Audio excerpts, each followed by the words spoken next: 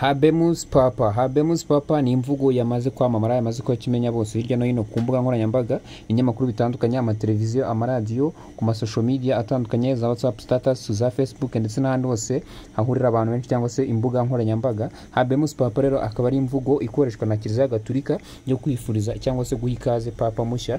Papa mushya rero nyuma yuko hari hamaze iminsi ibiri inama yitwa conclave cyangwa se agashyirahamwe k'abakardinali gashinzwe gutora Papa gateraniye mu ngoro ya Mutagatifu Petero i Vatican, aho baba bari mu matora yo kuba batora Papa mushya usimbura Papa Francisco witabye Imana mu minsi yashize. Kuri uyu munsi rero tariki ya 8 Gicurasi Kiliziya Gatolika yatoye Papa mushya. Papa mushya rero akaba yitwa Robert Francisco Proves, wahawe izina rya Papa Leo wa 10. Akaba rero ari amateka akomeye kuri Kiliziya Gatolika ndetse na Leta Zunze Ubumwe za Amerika, kuko uyu ni ubaye Papa wa mbere w'umunyamerika nyuma yuko Kiliziya imaze imyaka 2000 ishinzwe. Uyu ni Papa wa mbere rero uturuka muri Amerika ubashije kuba Papa. Byinshi rero twamenya kuri iyi Papa wa mbere cyangwa se Papa Leo wa 14 uturuka muri Leta Zunze Ubumwe za Amerika. Nkuko byagiye bigaragara, Perezida Donald Trump wa Leta Zunze Ubumwe za Amerika yagiye akoresha AI cyangwa se ubwenge buhimbano agaragaza ko ashaka afite inyota yo kuba yaba Papa. Ibi ngibi rero bifite amarenga, bifitanye isano no kuba uyu mupapa kuri uyu munsi yaturutse muri Amerika. Hari byinshi bagenda babivugaho, ari nabyo natwe tugiye kugenda turebera hamwe. Mbere na mbere reka tubanze turebe se Papa mushya watowe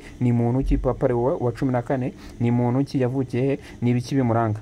Reka dutangire nkwifuriza kugira ibihe byiza, gukora subscribe kuri YouTube channel yacu ndetse no kureba ino video kugeza irangiye kugira ngo udacikwa n'akantu ku kandi kubyerekeye na Papa watowe uyu munsi, Papa Leo wa 14.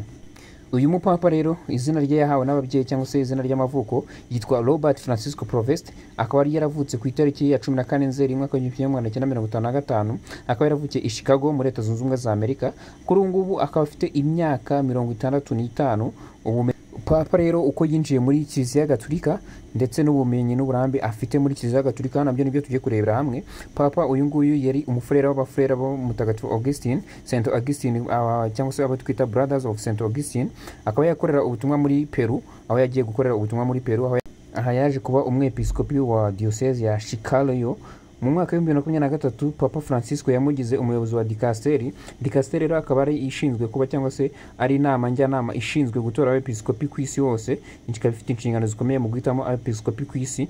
Ibi ngibi rero bikaba byaragiye bimuzamurira mu ntera. Gutorwa kwe bikaba byatangajwe kuri uyu munsi rero nyuma y'iminsi isaga 2 abakardinali 133 bateraniye muri ngoro ya Mutagatifu Petero nyuma y'urupfu rwa Papa Francisco, bahatanira cyangwa se barimo batora Papa mushya wamusimbura. Ibi ngibi rero akaba yamaze gutangazwa kuri uyu munsi ku itariki ya 8 z'ukwezi kwa 5 mwaka wa 2025 ko ari we Papa mushya. Ibi ngibi dukomeje kugenda turebera hamwe urugendo cyangwa se amwe mu mateka y'uyu Papa mushya wa Kiliziya Gatolika watowe, bivuga ko bifitanye isano no ko n'ira foto ya Donald Trump kuba yaragiye yigaragaza mu mafoto cyangwa se yarakoresheje ubwenge buhimbano akiyambika imyenda y'umupapa. Ibi ngibi bikaba bifite byinshi bisubiye mu mateka cyangwa se muri politike, cyane ko bagenda bavuga ko Papa nawe ni umunyapolitiki ukomeye cyane, kuko nawe ni umuntu uba usa nk'aho ayoboye isi ndetse ni nawe namba ya numero ya mbere mu bantu bayoboye isi, cyane ko Kiliziya Gatolika igizwe na hafi 1/2 cy'abatuye isi yose barenga. Rero kuba Papa ni umwanya ukomeye ku isi n'ubundi, cyane cyane ko bifite icyo bivuze kuri Amerika n'ubundi, si ibintu bya Kiliziya gusa cyangwa se by'iyobokamana, ahubwo no mu buryo bwa politike bifite ikintu kivuze kuri Amerika. Reka dukomeze rero tureba ku mateka y'uyu mupapa. Gutorwa kwe bivuze iki? Gutorwa kwe rero inama y'abakardinali 133 yateranye ku itariki ya 7 Gicurasi mwaka wa 2025 nyuma y'urupfu rwa Papa rwabaye ku itariki ya 21 Mata mwaka wa 2025. Ku munsi wa kabiri w'inama ya conclave cyangwa se kuri itariki ya 8 Gicurasi hatuye Papa mushya. Nyuma y'itora rya kane haramaze kuba amagerageza cyangwa se amatora inshuro enye, aho bakomazaga batora bataramanika Papa, ariko ku nshuro ya kane Papa yabonetse. Igihe cy'umwotsi w'umweru wagaragaye ku gisongero cya Chapelle ya Sistine ushimangira ko Papa mushya yatowe. Cardinal Dominique Montbart niwe watangaje itorwa rya Papa, aho yabitangarije ku rubaza rwa Bazilika ya Mutagatifu Petero, aho imbaga y'abaturage cyangwa se y'abakristo barenga 100,000 yariteraniye bategereje kumva Papa mushya watowe ndetse no gutangaza amazina ya Papa mushya.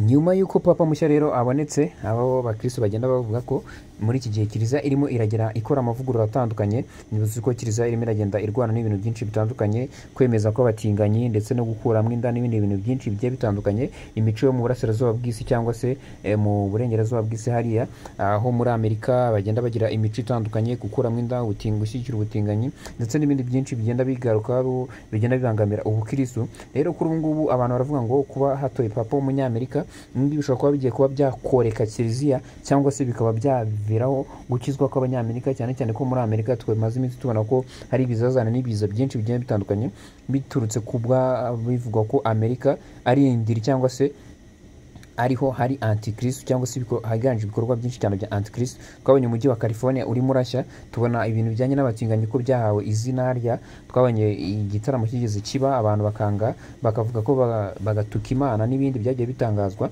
Ibi ngibi rero akaba bavuga ko abenshi bavuga ko iyi ngiyi ari politike idasanzwe cyangwa se ari ibintu bidasanzwe papa ugiyeho agiye kuba yarwana nabyo cyangwa se yahangana nabyo. Ibi ngibi rero bikomeza kugenda bivugwa cyane cyane ko na Perezida Donald Trump wagiye agaragaza ko nawe afite inyota yo kuba papa, aho yagiye aca amarenga ko papa ukurikira ashobora kuba umunyamerika.